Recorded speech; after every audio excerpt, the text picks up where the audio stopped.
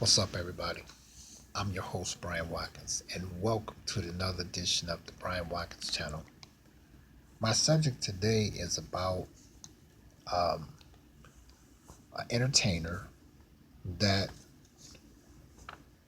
was one of the lead singers of an iconic music group that came out in the 70s disco era, um, who passed away.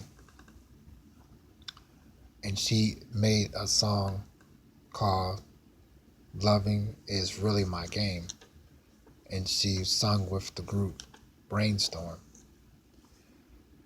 And the reason why I'm doing this is for the fans that liked her music. And I didn't notice she passed away. I just found out today. She's been deceased since 2012. And it was so weird because, let's get started. It was so weird because I remember when I heard the song, I was like 7 years old.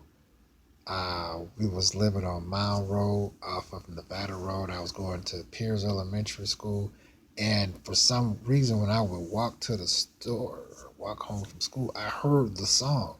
So much so, when we moved on Cardoni, because it was a disco song, and it did really, really well. They played it a lot, and at that time, long version, especially on a Friday or on a weekend, they played the long versions to music that you would hear maybe the 45 single to during the week, but on the weekend, they played the long version. So I always was wondering, I liked the song, and Detroit was known for playing some songs you like and not telling you who made it. So you not only didn't know who made it, MTV wasn't out yet. They would show videos, but sometimes the lights and gas would be off. Sometimes my mother and stepfather would be together. Sometimes they wouldn't. So, if you saw somebody that made a song when he was there, good. If you didn't, the lights was off, you wouldn't know who made what. So it turns out, for years, I had wondered who and how does the lady look that's singing this song. Like I said, the song is called "Loving Is Really My Game." Okay, I didn't know Brainstorm had made this song because this particular group is known for each of the groups sing lead. Some groups like Earth, Wind, and Fire, we all know the late Maurice White, may rest in peace. Him and Philip Bailey mostly sung all the songs, but really it was Maurice most of the time. Or George Clinton, or Prince and the New Power Generation, may rest in peace, or Prince and the Revolution, Prince and the New Breed. You know what I mean? So I didn't know that she was in that particular group. I just found all this out like about 3 days ago. And I was like, oh, that's that song that I was here when I was a kid that I would like. And I was always curious, who is this woman and how does she look? And I finally got a chance to see her on YouTube. They was on Soul Train.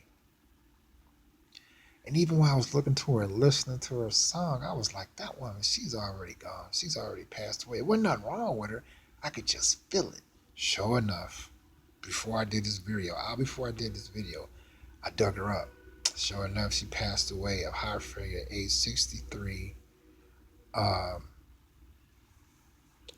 and she's from Detroit, and her name is, let me see, I want to pronounce it correctly. BELITA Woods. And I'm watching her interviews. I didn't even know that she used to sing with George Clinton, Motown back in 1969 when she made her first song, and she was with the Bride of Frankenstein. Yep, she passed away.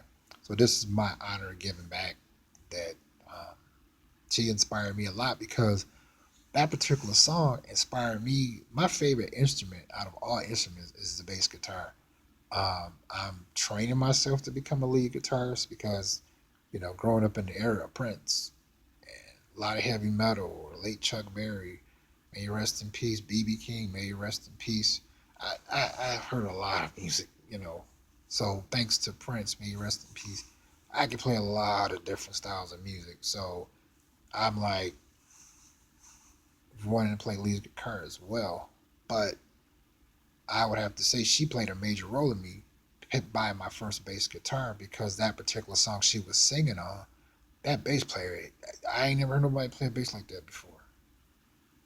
So, in a nutshell, yeah, I found out today that I was right that she passed away. And it wasn't a bad feeling. I just, well, for one, I never seen her or anything. Like, for instance, the woman that made I Will Survive, she's still extremely relevant today. This woman here, I never, the relevancy wasn't equivalent to the one that made I Survive. I'm like, this woman gotta be dead. Sure enough, I was right. I was like, oh no. So this is my way of giving back, you know, to her. So it's more of a, how can I say? I guess fans like myself, about her. I'm not sure if she had a wide following. I'm really not sure.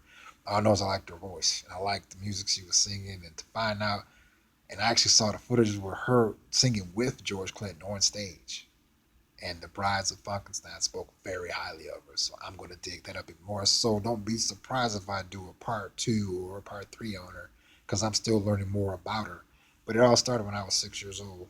And I'm 47 now. And it took this long.